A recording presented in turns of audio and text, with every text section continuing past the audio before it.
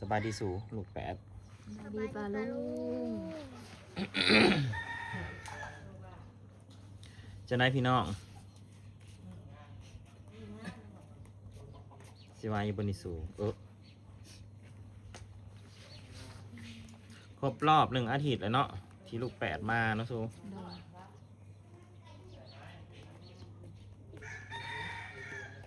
ได้ยินเสียงลูกหวานเป็นอะไรอุ่น ขินหอนเขาอยู่เขาเข้าขินหอนเลยเขาโทรมาเช้า ได้ยินเสียงเขาเห็นก็คิดหอนแล้วเนาะ โดย เขาไม่ได้ยินนี้เสียงนะค่ายแน่เหมือนบอก ใครแน่เขามาได้ยินเสียงเขาก็ดูได้เยอะ บอกว่ามันเคยแบบว่าจะสีเนาะ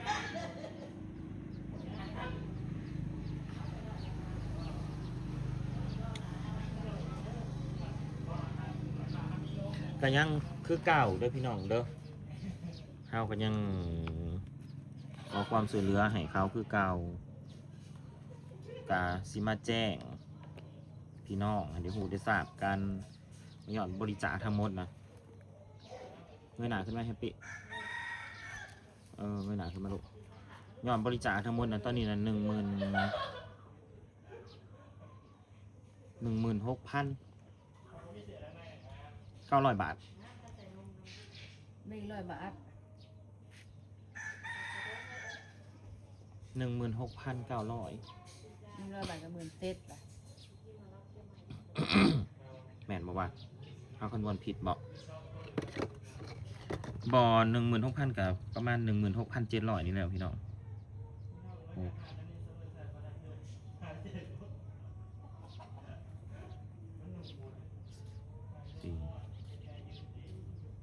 โอ้แม่น16,700 บาทเท่าแล้วพี่น้องมาบอกผิดก็ดีใจที่มีผู้ใหญ่ใจดีแล้วก็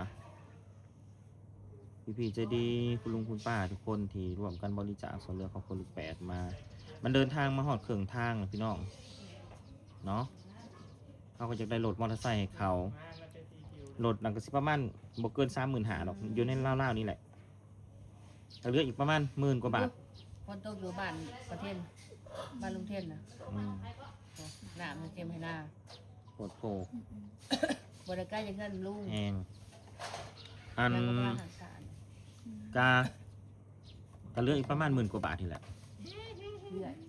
คนโตอยู่บ้านอาวมัน แย่บ้างฮะโทรศัพท์กูก็มี ปลูกลูก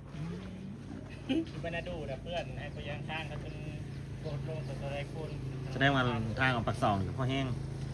อันนี้มันแห้งอยุ่มันเลยนะ มันแห้งแล้ว ตัวดำตัวมันกันมันจะซาคลายคอเยอะมันจะซาคลายไก่ย่างเดียวโอ้มันอะไรมันจะว่าอื่นเสือมันจะมาแรงนี่ถ่ายคอยเมื่อก็บอกได้เนาะ ถ้าลดราคาสำกันกับบักหลังก็สิเหลืออยู่ประมาณ 17,300 บาทพี่น้องบ่ว่าสิมาล้างไม้หรือว่าหน้าไล่สดกระลับเบิร์ดเดอร์พี่น้องเด้อตอนนี้นะแม่ลูกแปดขอบคุณผู้ใหญ่ใจดีนะแม่ลูก ขอบคุณพญาที่ดีเด้อทุกคนที่เมตตาล้านน้อยขอให้สุขภาพแข็งแรงเด้อขอให้ร่ำให้รวยเด้อขอให้เฮงๆปังๆเด้อที่เมตตาล้านน้อยเด้อขอบคุณค่ะ แฮปปี้ขอบคุณมากๆนะคะ ขอบคุณมากๆนะคะพางลุงพี่ว้าวขอบคุณมากๆนะคะ คุณลุงคุณป้าค่ะ ขอบคุณมากๆนะคะคุณลุงคุณป้าค่ะ ที่ช่วยสมทบซื้อมอเตอร์ไซค์ให้หนู ที่ช่วยสมทบ ซื้อมอเตอร์ไซค์ ชื่อมอเตอร์ไซค์ให้หนู ให้หนู ขอบคุณมากๆค่ะ ขอบคุณมากๆค่ะ อวยพรให้เพื่อนนะแม่ ขอหลับขอรวยเด้อป้าลุง สุขภาพร่างกายแข็งแรง ขอ ค่ะ ให้สุขภาพร่างกายแข็งแรงค่ะขอให้ปังๆเด้อขอถึกรางวัลที่1เด้อป้าลุง กะหวังว่ายอดบริจาคสี่ขบในไว้นี่เนาะพี่น้องเรือ17,000 กว่าๆนี่แหละแม่ เหลือรถนะ ถาราคาสัมกับบักหลัง นั่นขับสามรถไอ้หลังนั่นน่ะ ลูกยังได้สัมรถบักหลังเลยให้เขา แม่ มันจังสิได้ทนท่านเนี่ย แน่ มันจังสิทนท่านเนี่ย บ่ได้กระบะมันเรือไก่ครับเป็นอยู่เป็นกินแน่ว่ะ เรือบ่เรือกระจังเบิ่งกัน นั่นแหละจะว่า อืม สาธุ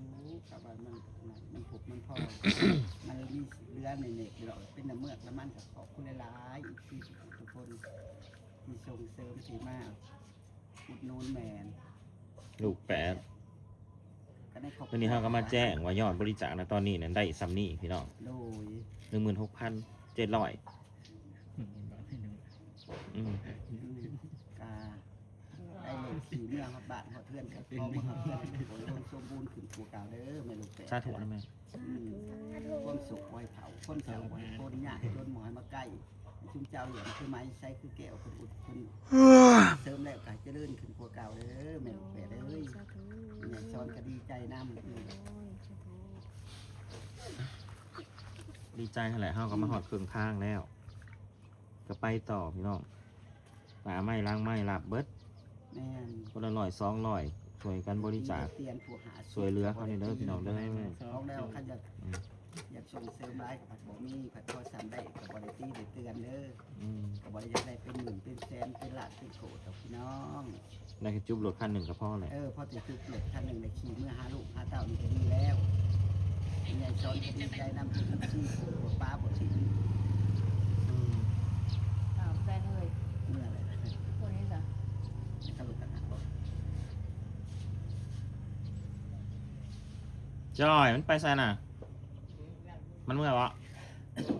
มันไปใช้ไม่ มัน นี่ เมื่อ ไม่นี่นะ ก็ยังไปต่อพี่น้องโอ้ยบางทีกะว่าพื้นเอเชียกะเฮากะหึนอยู่มาหึนมาเฮากะหาย เกิดเป็นมือเป็นวันที่ไทยขึ้นก็ อืม บ่มีมือในหัวลูก อืมเขาก็บ่ได้ใส่ใจดอกเล็กน้อย แน่นครับบ่ถือซ่าดอก บ่ถือซาดอก ถ้าผู้ใหญ่เขายัน เวลาคันแขมากกับฟ้ามือเขาอยากฟาด กับผู้น้อยกับขี่พระ ฝากสงสารนั่นครอบครัวเขานั่นแหละ ตอนนี้ก็รถไทยตายแหล่บ่ตายแหล่อยู่รถไทยนะครับทำไมมันตายแล้วก็สิเรียบร้อย แม่นก็เรียบร้อยแล้วเงินสิแปลงบ่มี อืม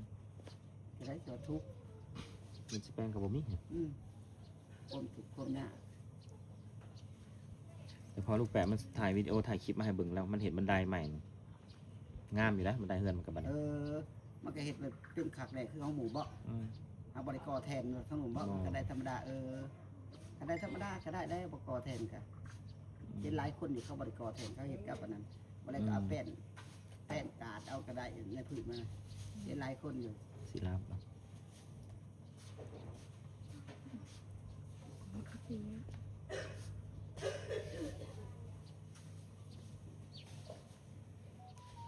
กับลูกแปดเดอะซีรีส์มันระบบขึ้นบ่เกินก็ยังถูกยังยากคือเก่าถูกยากย้อนลูกมันหลายหั่นแหละ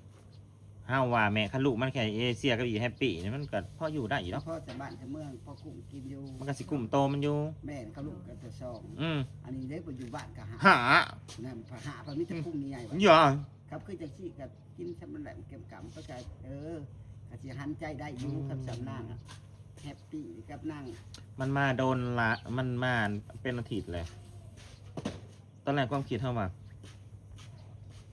อยากให้มันอยู่เป็นเดือนโอ้มาเบิ่งแล้วมันบอกคือ มันกลับไปหาลูกก็ซะเบิ่งแล้วมันคือสิเป็นห่วงลูกมันจากสิกินยางอยู่ยางอันนี้ได้ไหมเอ้ย ตัวนี้แม่บ่ตีบ่เตียนได้ อืมเพราะว่าผัวเนาะจะมาสิหาอยากให้ลูกมันกินผู้ชายเลี้ยงลูกพี่น้องเอ้ยส่วนหน่อยดอก อันว่าเลี้ยงลูก เปอร์เซ็นต์หน่อยที่ผู้ชายเลี้ยงลูกได้ดีนะ แม่น อันนี้ ผู้ชายอันแม่ว่า100 คน1,000 คนมีบ่คน2 คน เลี้ยงลูกได้เนาะ ใหญ่นั่นได้ อืม เวลามันก็เต็มไปหาสอบไปใส่หากูหากินมันได้มันก็ถีบ อืม บ่แม่ว่า100 คน1,000 คนคนมี อืมการยังอีกนั่นแหละจำนวนที่เขาเว่าแล้ว ประมาณ17,000กว่า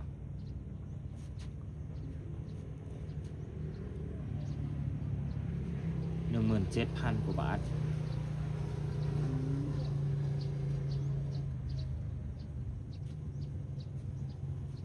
ท่านสิเป็นล่อให้เขาหาเองมันก็สิได้อยู่ดอกแต่ว่าแต่โมเมนตอนนี้ สบายอ่ะ แต่บุญ ถ้าแจกเขาลอยเขาหาเองนะก็ได้อยู่แล้วแต่ว่าคือสิบแมนตอนนี้ คืออีก4หลายปี นอนลง เด้อให้มันเป็นเจ้าเอาได้เขาไปลืม ต่ำนั่น คืออีก4หลายปีอยู่บรรลุเขาใหญ่คือแล้วก็เลยเฮา บ่มีทำก็ได้ มันแบบว่าพ่อกระเทินเลยพี่น้องคันสิยุติมันก็เงินจำนวนนั้นมันก็สิข้างกลางอากาศได้มันสิบ่เกิดประโยชน์จังได้บัดนี้นะ เพราะฉะนั้นแล้วก็วอนผู้ใจบุญทุกคนทุกท่านบ่ว่าสิเป็นพี่น้องพี่ป้าน้าอาทุกคนทุกท่านบ่ว่าสิเป็นคนลาวคนไทยในประเทศหรืออยู่ต่างประเทศฝากเมตตาครอบครัวลูกแปดอีกแน่เนาะเขาก็ยังสิไล่โซดเปิดรับบริจาคคือเก่ามือแรงนี่ถ้าเบิ่งร่างกายโอเคก็สิลุยถ้าบ่โอเคก็สินอนมาพอกันใหม่ด้วยพี่น้องวันนี้ก็มาแจ้งยอดเนาะแฮปปี้ค่ะแค่นี้ค่ะสวัสดีค่ะอ้าวเป๊ปซี่หวาน